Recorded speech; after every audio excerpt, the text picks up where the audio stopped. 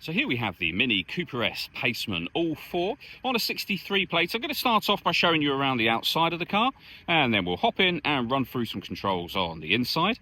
From the outside you can see that it's a two-door car with alloy wheels. We're going to start off inside the boot area of the vehicle first of all. As we approach the back of the car, you'll see we have the twin tailpipes, the reversing sensors, plenty of boot space as well. We've also got a 50-50 split folding rear seat, should you wish to increase this space even further again. Okay, so we're just going to work our way back around to the front of the car, and then we'll hop in. And as I mentioned, we'll run through some of the controls on the inside of it from there. Now that we've done a full circle though, you can see it's in excellent condition the whole way round. Just briefly before we climb in, I think it's well worth seeing the interior from this exterior point of view. There's plenty to run through on the dashboard, so let's hop in and we'll do that now. Okay, now that we're inside the car, we're going to start with the dials. We have the rev counter, as you can see, a digital readout for the speedometer, and then beneath that, the trip computer that includes the total miles for this car. They are 73,711. You can change information displayed in that section by pressing a button on the end of the indicator stalk, as you can see.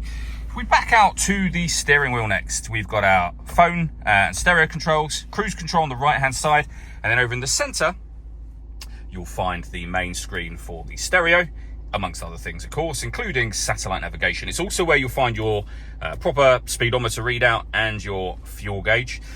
The movement that I'm making on the screen at the moment is being done using this dial just here. So you can get back to your home screen from here. The dial will otherwise do everything. It rotates, it pushes down, it moves up, down, left, and right as well, which will become useful within certain menus. So, for example, you can rotate the dial to radio, push it down. You can jog it over to the left to access your AM, FM, and DAB radio.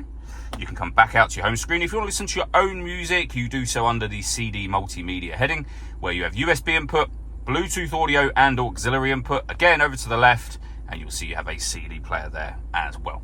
Pairing your phone is done under the telephone heading just there, of course. Below that, with the main volume for your stereo, we have the CD player, and then climate control. So you can adjust the temperature, the fan speed, and the direction that you'd like the air to be distributed in. The air conditioning is on at the minute, so that turns it off. Back on again, or hit auto. The car will now take full control of the fan speed and direction of the air to maintain the temperature that you've asked for. You can manually override that whenever you wish to. Below that, we have a heated driver and passenger seat, both of which have 3 separate heat settings on each. We have front and rear fog lights. You can put the vehicle in sport mode. You can lock and unlock the car doors. This one turns off the stop and start. This car is designed to cut out when it's stationary in traffic to save you fuel. The system is off when that light shows. And then we have traction control over on that far left-hand side. 2 cup holders and a 12-volt charging socket, and then your 6-speed manual gearbox.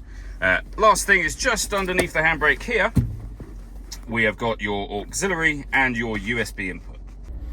Last thing I wanted to mention are the twin sunroofs. So there's manual sunblinds that will open from the back, and obviously, as you've just seen there, from the front. The rear roof is fixed in position. The front one, however, will open up over the top of that rear one, as you can see. All that leaves me to say is thank you for taking the time to watch this video. If you'd like to come and see the car for yourself and have a test drive, please feel free to give us a call here at Glenbourne's. We'd love to hear from you soon.